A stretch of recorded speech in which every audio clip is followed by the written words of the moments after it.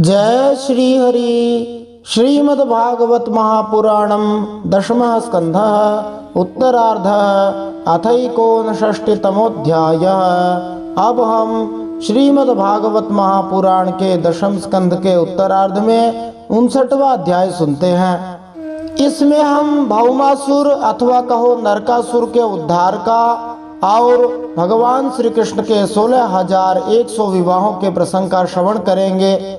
अभी हम इस दशम स्कंद के 59वें अध्याय के दूसरे भाग का श्रवण करते हैं। इसी अध्याय के पिछले भाग में हमने श्लोक संख्या 1 से श्लोक संख्या 5 तक सुना था, साथ ही पिछले 58वें अध्याय का सार भी सुना था। पीछे के 5 श्लोकों में हमने भारत के एक प्राचीन नगर की अद्भुत जो सुरक्षा व्यवस्था है, सिक्योरिटी है, उसके बारे में जाना था।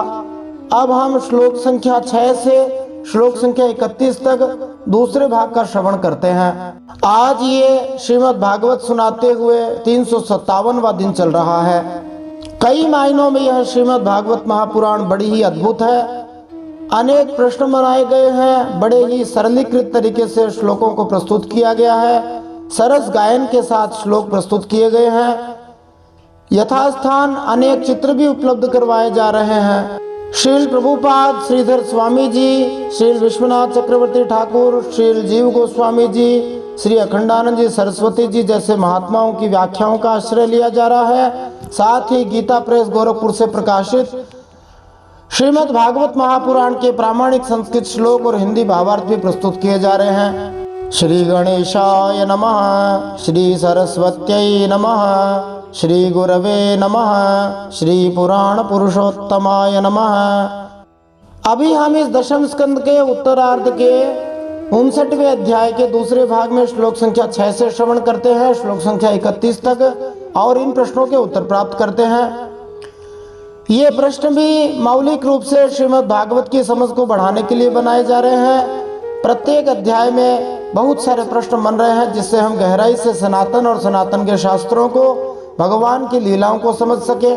प्रत्येक प्रश्न के आगे स्कंद, अध्याय और श्लोक संख्या डाली गई है, ताकि प्रश्न प्रामाणिक बने रहें, कोई अप्रामाणिक बात नहीं रहे। अनेक प्रकार से श्रीमद् भागवत बड़ी ही अद्भुत है, तो हम इन प्रश्नों के उत्तर आगे के श्लोकों को सुनते हुए प्राप्त कर सकते हैं। मूर दैत्य कौन था? किस दैत्य के 5 सिर थे, अथवा कहो 5 सिर वाला दैत्य कौन था? श्री कृष्ण द्वारा मूर दैत्य का उद्धार, इस प्रसंग का हम श्रवण करेंगे। भगवान श्री कृष्ण का मुरारी नाम किस कारण पड़ा? मूर दैत्य का उद्धार किसने किया था?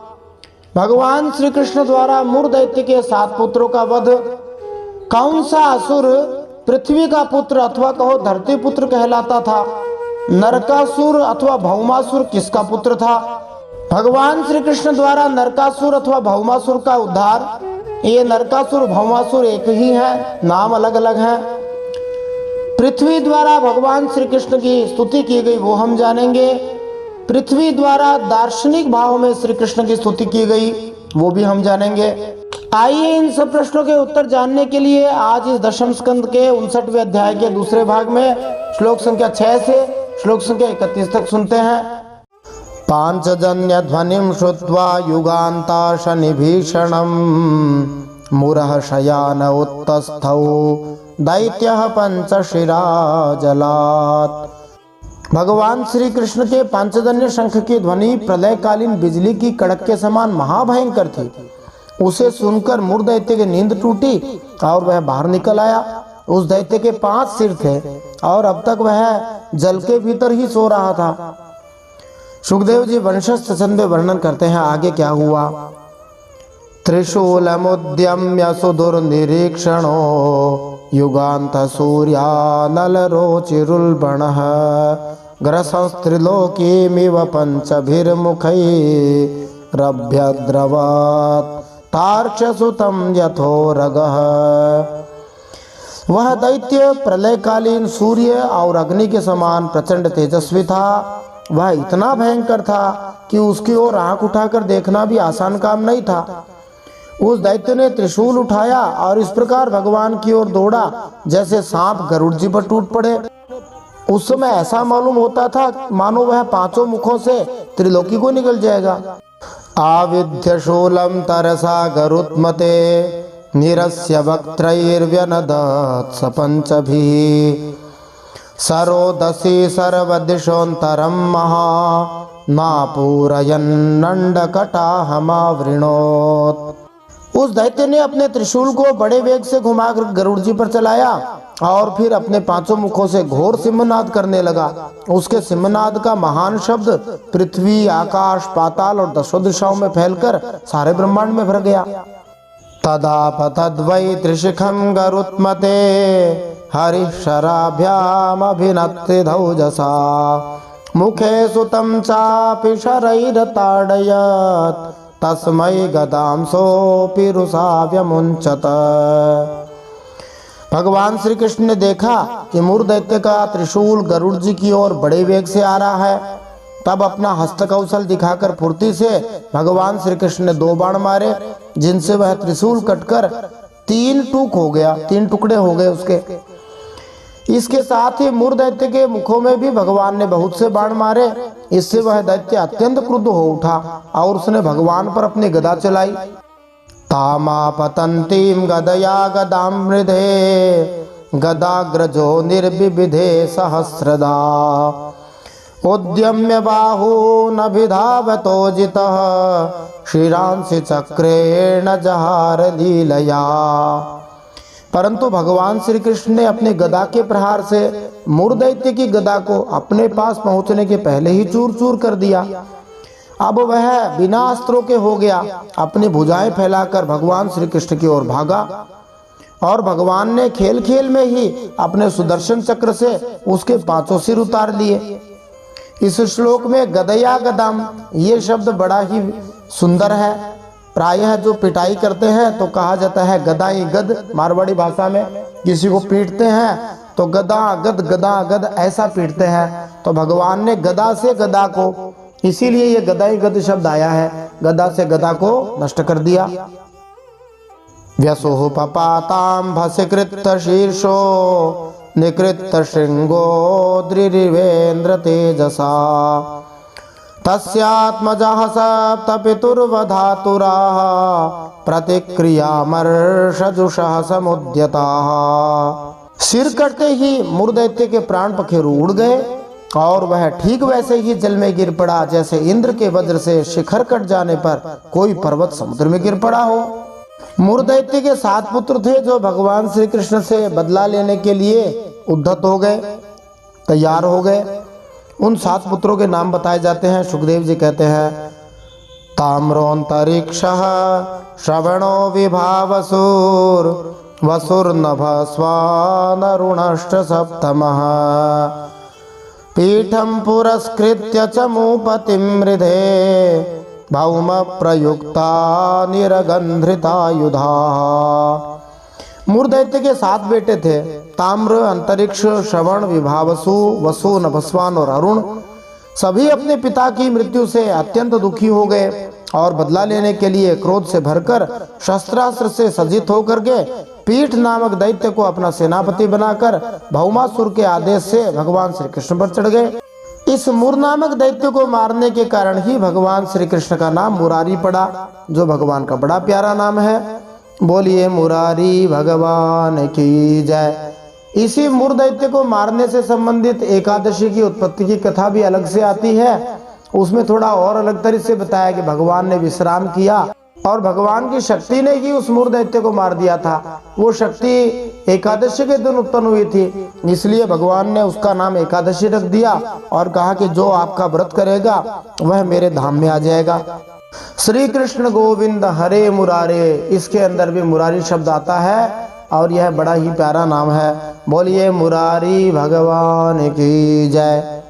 आगे सुखदेव जी कहते हैं प्रायुंजता साध्य शरानसीन गदा शक्तिष्ट शूलान्यजिते ऋषोल्बणाः तच्छस्त्रकूटं भगवान स्वमार्गणै रमोघवीर्यस्तिलशश्च कर्तः।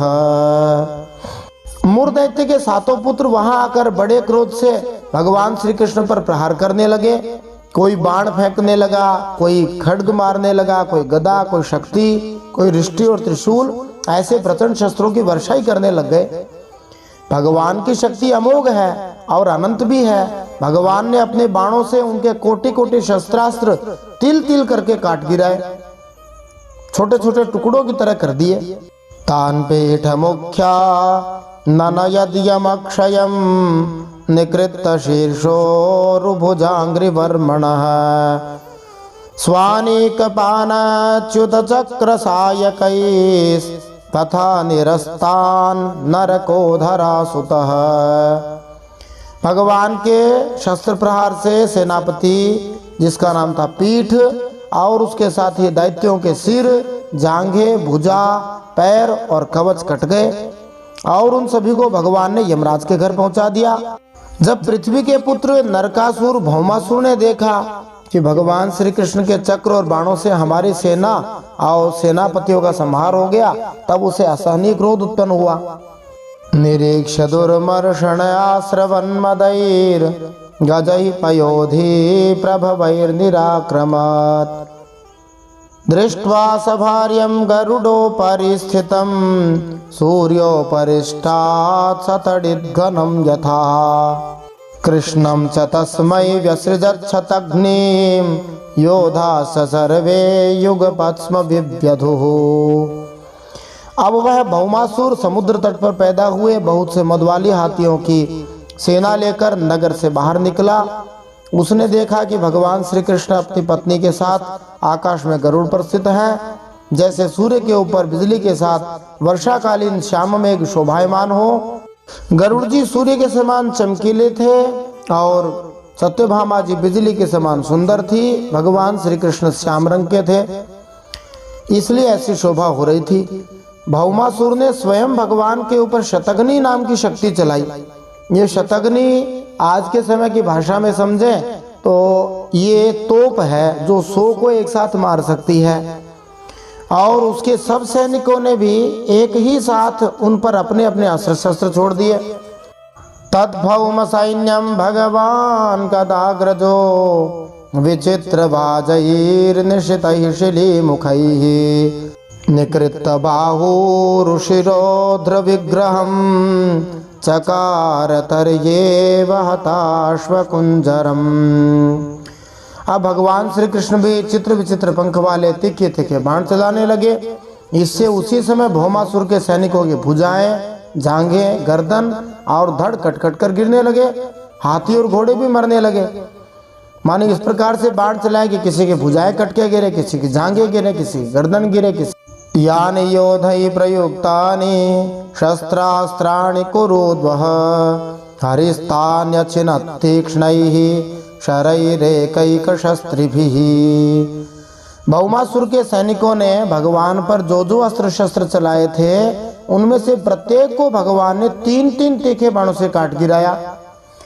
जैसे भगवान श्री रामचंद्र जी धनुर्धारियों में श्रेष्ठ हैं, ऐसे भगवान श्री कृष्ण भी धनुर्धारियों में परम श्रेष्ठ हैं और ऐसे जोरदार बाण चलाते हैं। ऊयमानः सुपर्णेन पक्षाभ्याम निघ्नता गजान गरुत्मता हन्यमानास् तुंडपक्ष नखैर्गजाः पुरमेवाविशन्नार्ता नरको युध्य योध्यत दृष्ट्वा विद्रावितं सैन्यं गरुडेनार्दितं स्वकम्। उस समय भगवान श्री कृष्ण गरुड़ जी पर सवार थे। गरुड़ जी अपने पंखों से हाथियों को मार रहे थे। इतने शक्तिशाली पंख हैं गरुड़ जी महाराज के। गरुड़ जी की चोंच, पंख और पंजों की मार से हाथियों को बड़ी पीड़ा हुई और वे सब के सब आर्त होकर युद्ध भूमि से भागकर नगर में घुस गए। अब वहां अकेला भौमासुर ही लड़ता रह गया। जब भौमासुर ने देखा कि गरुड़ जी की मार से पीड़ित होकर मेरी सेना भाग रही है, तब तम भौमः प्राहरच्छक्त्या वज्रः प्रतिहतो यतः नाकं पततया विद्धो मालाहत इव द्विपः। तो जब नरकासुर ने देखा कि गरुड़ जी की मार से पीड़ित होकर उसकी सेना भाग रही है, तब उसने गरुड़ जी पर अपनी शक्ति चलाई, जिस शक्ति ने वज्र को भी विफल कर दिया था। परंतु उस वज्र के विफल करने वाली शक्ति की चोट से पक्षीराज गरुड़ जी तनिक भी विचलित न हुए। उन्हें तो ऐसा लगा मानो किसी ने मतवाले हाथी पर फूलों की माला से प्रहार किया हो। भगवान जिसके साथ हो उसका कोई कैसे बिगाड़ सकता है। यहाँ तो भगवान के प्रियवान प्रिय भक्त गरुड़ जी महाराज है, उनका भगवान के रहते कैसे बाल बांका हो सकता है। शूलम भौमोच्युतम हंतु माददेवि तथोद्यमः तद्विसर्गात् पूर्वमेव नरकस्य शिरो हरिः अपाहरद् गजस्थस्य चक्रेण क्षुरमेनिना। अब भौमासुर ने देखा कि मेरी एक भी चाल चलने वाली नहीं है, सारे उद्योग विफल होते जा रहे हैं। तब उसने भगवान श्री कृष्ण को मार डालने के लिए त्रिशूल उठाया, परंतु उसे अभी वह छोड़ भी न पाया था कि भगवान श्री कृष्ण ने छुरे के समान तीखी धार वाले चक्र से हाथी पर बैठे हुए भौमासुर का सिर काट डाला। अब यहाँ देखो, इस युद्ध में भगवान सत्यभामा को साथ लेकर क्यों गए थे। भगवान ने वराह अवतार में भूमि देवी के साथ विवाह कर लिया था, तब से भूदेवी भगवान की पत्नी हो गई। भगवान श्री विष्णु की दो पत्नियां कही जाती हैं, एक श्री देवी और एक भूदेवी। प्रसिद्ध तिरुपति बालाजी मंदिर में भगवान श्री विष्णु की तिरु का अर्थ श्री होता है, अर्थात लक्ष्मीपति। भगवान श्री विष्णु की एक तो लक्ष्मी है पत्नी और दूसरी पत्नी भूदेवी है, पृथ्वी देवी है। उन्हीं का पुत्र यह भौमासुर है। जब पृथ्वी देवी ने भगवान से आशीर्वाद प्राप्त किया था कि आपका यह बेटा नरकासुर आपके बिना और किसी के हाथ से नहीं मरेगा, और दूसरी बात ये भी रखी कि जब तक मैं न कहूं तब तक इसको मत मारना। दो शर्तें भूदेवी ने अपने बेटे को बचाने के लिए की थी। एक तो पिता ही वध करें, साक्षात श्री विष्णु भगवान वध करें, और दूसरी शर्त रखी कि मैं न कहूं तब तक न मत मारना। दूसरी बात, जब नारद जी एक पारिजात पुष्प लाए थे जो रुक्मिणी जी को भगवान ने दे दिया, सत्यभामा रुष्ट हो गई थी। भगवान ने कहा पूरा पेड़ ला देंगे, इसलिए भगवान साथ में लाए थे। तो जब युद्ध में तेजी आ गई, सत्यभामा जी स्वभावतः भगवान श्री कृष्ण की सुरक्षा के प्रति व्यग्र हो गई और युद्ध के अंत होने के लिए प्रार्थना करने लग गई। इस तरह सत्यभामा जी अपने ही अंश भूमि के पुत्र का वध करने के लिए भगवान श्री कृष्ण को तुरंत मुक्ति दे देती हैं। इसीलिए भगवान सत्यभामा को, जो भूदेवी की अवतार हैं, साथ लेकर आए थे। जब सत्यभामा ने देखा कि यह तो हमारे पति पर बहुत आक्रमण करने लगा है, तब उन्होंने कहा कि आप इसके साथ खेल क्यों रहे, इसको मार क्यों नहीं डालते। भगवान तो यही चाहते थे कि भूदेवी की अंश स्वरूपा सत्यभामा जी अनुमति दे दें तो इसको मार दें। तुरंत से भगवान ने सुदर्शन चक्र निकाला और उस भौमासुर का उद्धार कर दिया। फिर सुखदेव जी वंशज छंद में कहते हैं, सकुंडलम चारु किरीट भूषणम बभौ पृथिव्याम पतितम समुज्ज्वलात् आहेति साद्वित्रिशयः सुरेश्वरा माल्यैर्मुकुन्दं विकिरन्तैडिरे। उस भौमासुर का जगमगाता हुआ सिर कुंडल और सुंदर किरीट के सहित पृथ्वी पर गिर पड़ा।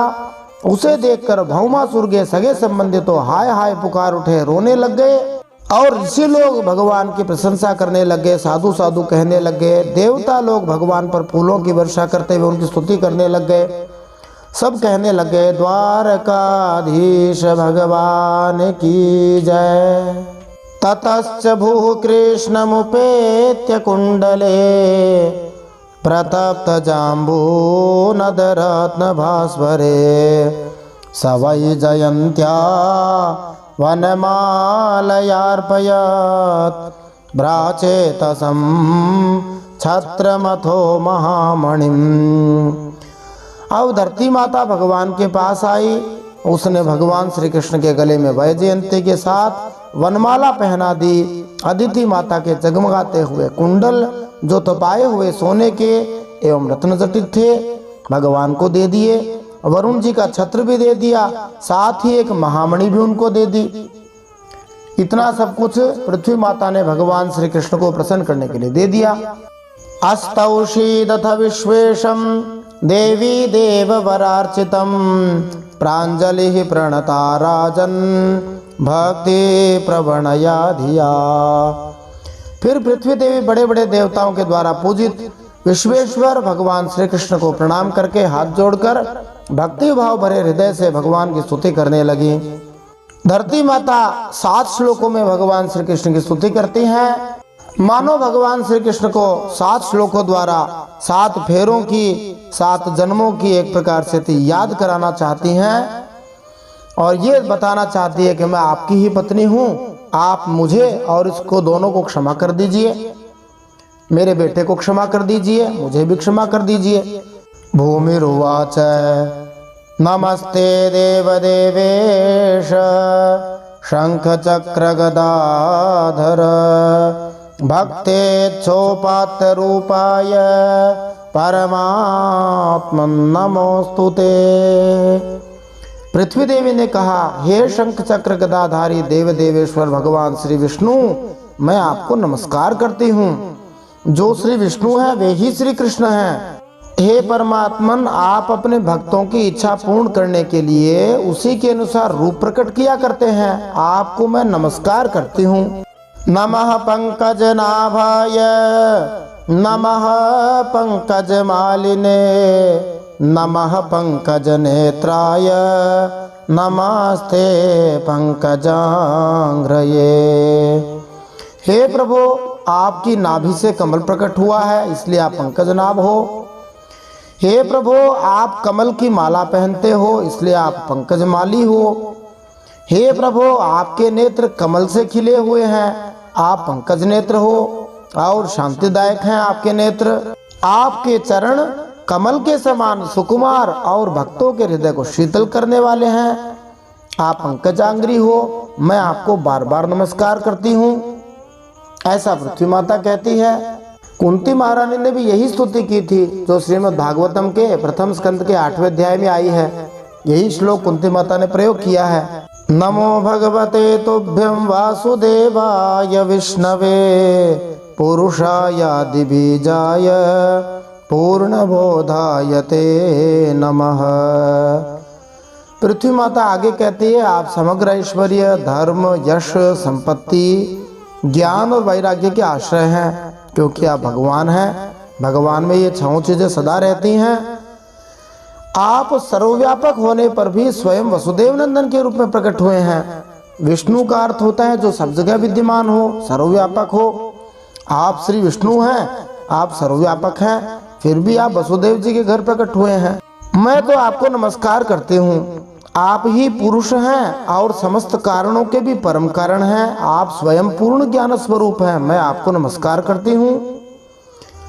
अजाय जनयित्रेस्य ब्रह्मणेऽनंत शक्तये परावरात्मन भूतात्मन परमात्मन नमोस्तुते।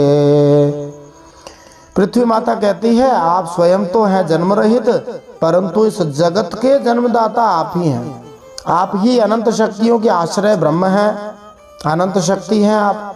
जगत का जो कुछ भी कार्य कारण में रूप है, जितने भी प्राणी या अप्राणी हैं, सब आपके ही रूप हैं। हे परमात्मा, मेरा आपके चरणों में बार बार नमस्कार है। फिर पृथ्वी माता वंशज छंदों में भगवान की स्तुति करते हुए कहती है, त्वं वै शिश्रीक्षु रजोत्कटं प्रभो तमो निरोधाय बिभर्ष्य संवृतः स्थानाय सत्वं जगतो जगत्पते कालः प्रधानं पुरुषो भवान् परः। हे प्रभु, जब आप जगत की रचना करना चाहते हैं तब उत्कट रजोगुण को, और जब इसका प्रलय करना चाहते हैं तब तमोगुण को स्वीकार करते हैं। जब इसका पालन करना चाहते हैं तब सत्वगुण को स्वीकार करते हैं। परंतु यह सब करने पर भी आप इन गुणों से ढकते नहीं, लिप्त नहीं होते। हे जगतपते, आप स्वयं ही प्रकृति, पुरुष और दोनों के संयोग वियोग के हेतु काल हैं तथा उन तीनों से परे भी आप ही हैं। जितने तत्व होते हैं वे सब वेदांती होते हैं, अद्वैती होते हैं। इसलिए जब पृथ्वी, जल, अग्नि, वायु, आकाश आदि तत्व भगवान की स्तुति करते हैं तब अद्वैत परक भाषा का प्रयोग करते हैं।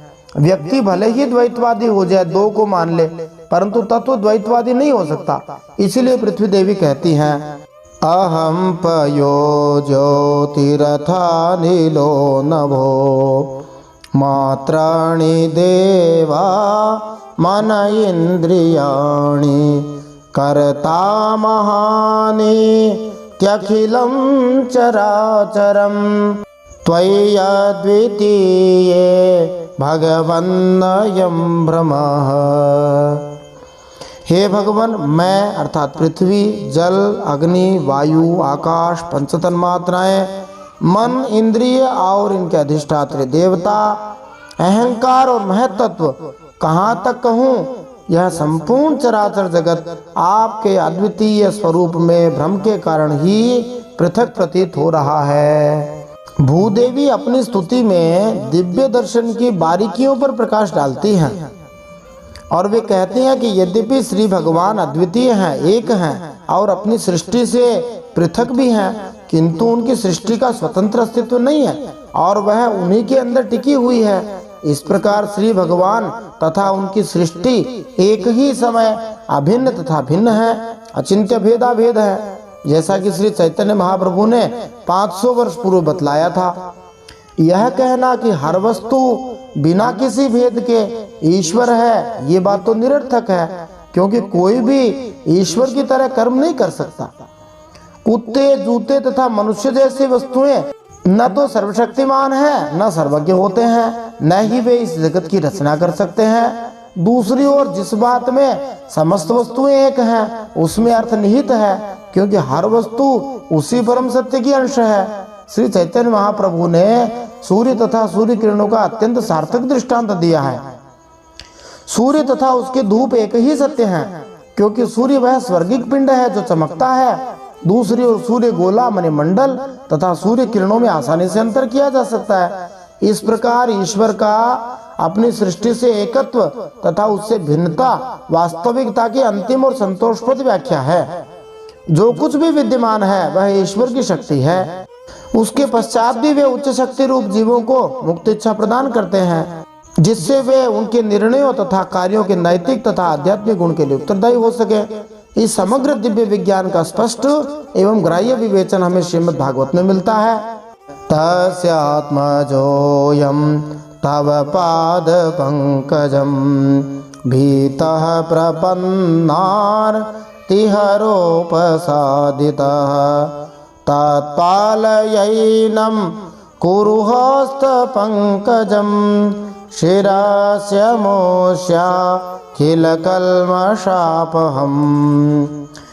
हे शरणागत भय भंजन प्रभो, मेरे पुत्र भौमासुर का वह पुत्र भगदत्त अत्यंत भयभीत हो रहा है। मैं इसे आपके चरणों की शरण में लेकर आई हूँ। हे प्रभु, आप इसकी रक्षा कीजिए। इसके सिर पर अपना वह कर कमल रखिए जो सारे जगत के समस्त पाप तापों को नष्ट करने वाला है। इस प्रकार धरती माता ने भगवान श्री कृष्ण की स्तुति की। अब इसी दशम स्कंद के 59वें अध्याय के अगले भाग में हम श्लोक संख्या 32 से श्रवण करेंगे और भगवान श्री कृष्ण के 16,100 विवाहों के बारे में जानेंगे। भगवान इतने विवाह क्यों करते हैं ये भी जानेंगे। साथ में भगवान श्री कृष्ण की पारिजात से संबंधित जो लीला है उसका भी श्रवण करेंगे। यदि आप चैनल पर नए हैं तो चैनल को सब्सक्राइब करना न भूलें।